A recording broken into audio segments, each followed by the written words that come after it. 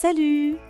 Aujourd'hui, Fabululu et son papy vont visiter la Banque de France à Arras, un lieu qui peut se visiter uniquement pendant les Journées européennes du patrimoine. Alors, je peux déjà vous dire que Fabululu n'est pas trop enthousiaste d'aller à la banque, mais il va découvrir quelque chose d'invisible qui est très utile. C'était samedi matin, une de ces journées de septembre où la lumière est dorée. Fabululu et Saint-Papy se promenaient dans les rues d'Arras, un plan des Journées du patrimoine à la main. Ils avaient déjà visité le beffroi et ses secrets.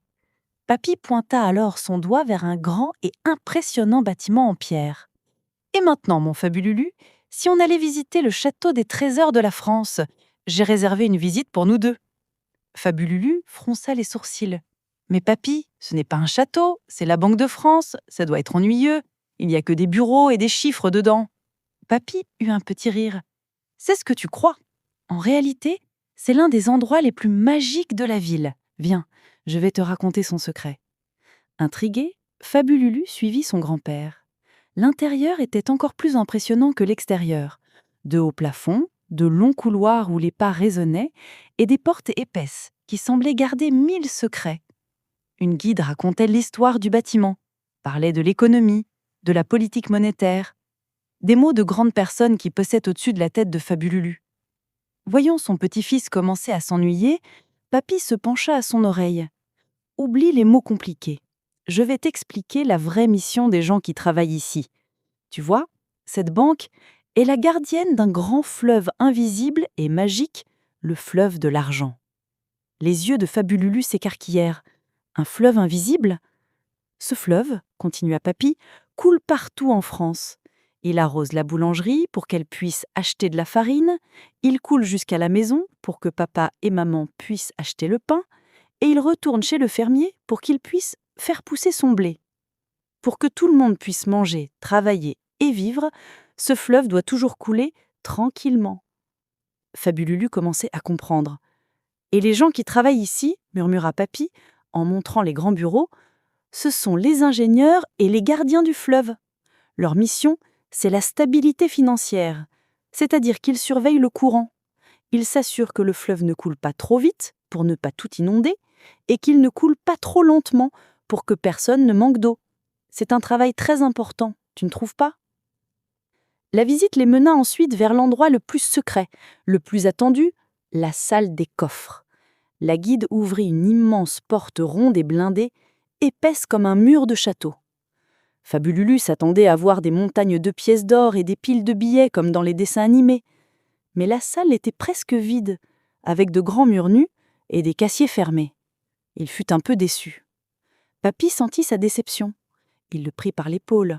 « C'est normal que tu ne vois pas le trésor, Fabululu, car le plus grand trésor gardé ici est invisible, il est numérique, et c'est du conseil humain. » « Invisible ? Du conseil humain ?» souffla Fabululu. « Oui, cet endroit, c'est le cœur du fleuve. C'est ici qu'on protège la confiance. C'est parce que tout le monde sait que ce cœur est bien gardé que l'eau du fleuve a de la valeur.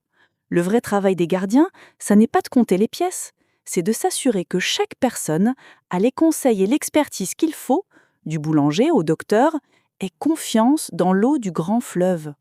La confiance, c'est le plus précieux et le plus fragile des trésors. L'argent est devenu numérique et il y a beaucoup moins de billets et pièces en circulation. » Fabululu regardait la salle vide avec de nouveaux yeux. Ce n'était pas une simple pièce, c'était la source d'un pouvoir magique. En sortant de la banque, Fabululu était silencieux.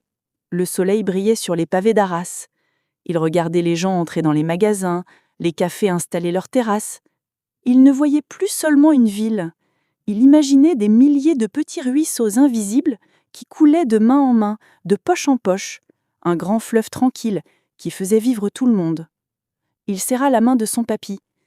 Il avait visité un château aujourd'hui.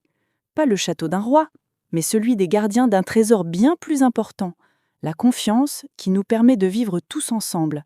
Et il se sentit très fier d'avoir partagé leurs secrets. Voilà, avec cette histoire, je comprends mieux le rôle de la Banque de France. Je suis un peu déçue de ne pas avoir vu un trésor à l'intérieur, avoir un si grand coffre sans trésor. Et toi, tu as visité quelque chose pour les Journées européennes du patrimoine ? Je vais au dodo. Une nouvelle journée nous attend demain. Bisous, bonne nuit les petits!